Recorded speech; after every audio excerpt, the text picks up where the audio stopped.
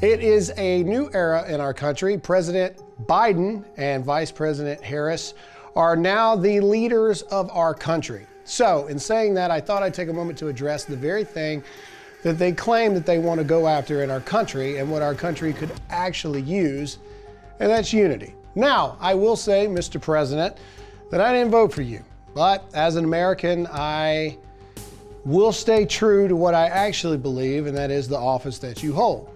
Now, this is something that we could use more of in the country today.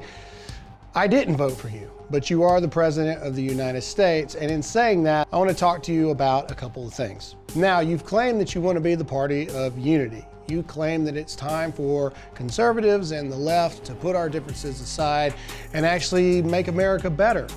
Some would even argue make America great again, if I may be so bold. Now, this is what you have said in the speeches that you have had since being elected president-elect and now the president.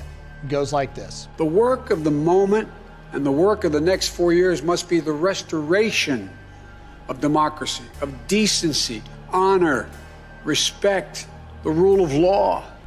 With unity, we can do great things, important things. We must end this uncivil war that pits red against blue. And although that is a great sentiment, forgive me for being a little taken back when many people that are on the left continue to say things like this. Show me where it says that protests are supposed to be polite and peaceful. They're not going to let up, and they should not. And we should not. Be careful. Walk lightly. We ain't playing with you. All I'm saying is this. I think one thing we can all get behind, the left and the right, is unity.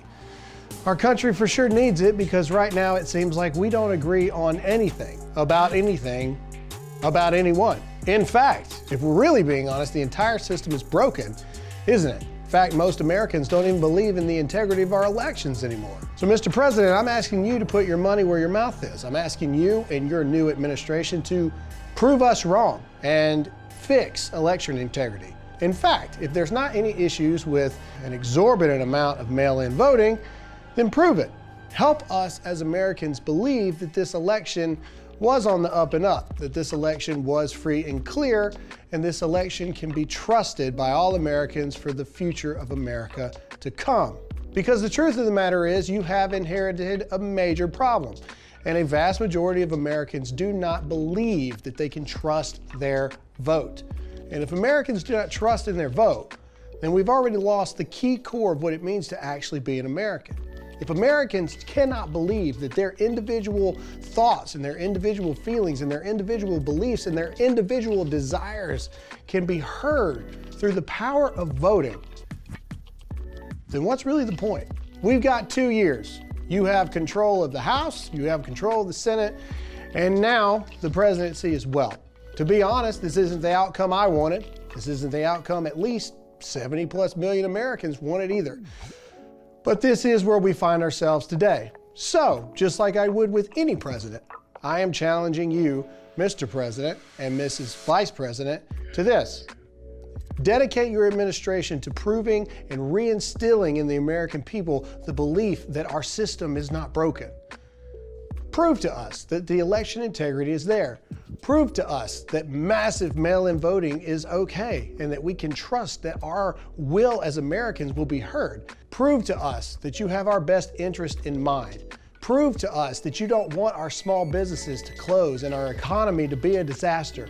Prove to us that American lives matter over political agendas. Prove to us that we as Americans are free to do and come and go as much as we please and as much as we feel. Prove to us that you will not attack our Second Amendment rights as Americans. Prove to us that you believe in free speech and that every American should be allowed to speak exactly what they feel, how they feel it, when they feel it.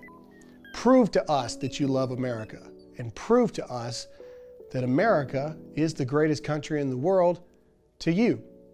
Prove to us that we are all equal, and above all, come through on your claim that you're going to be a president for blue states and red states. Because what you're actually saying is that you're going to be a president for all Americans. And the truth is, many Americans have a lot of questions that now falls on your shoulders to answer, and it is your cross now to bear. So, Mr. President and Miss Vice President, I say this to close this out. Prove it. That's all we have for this episode of Real America. Buckle up, everybody. It should be a fun year in 2021. And to everyone out there that is feeling a certain way, I say this. America is still the greatest country in the world, and we will always be here, and we will always be the greatest country in the world. Make sure to follow us on Facebook and YouTube, and as always, I'm Graham Allen, and for those who can't, I'll say it for you.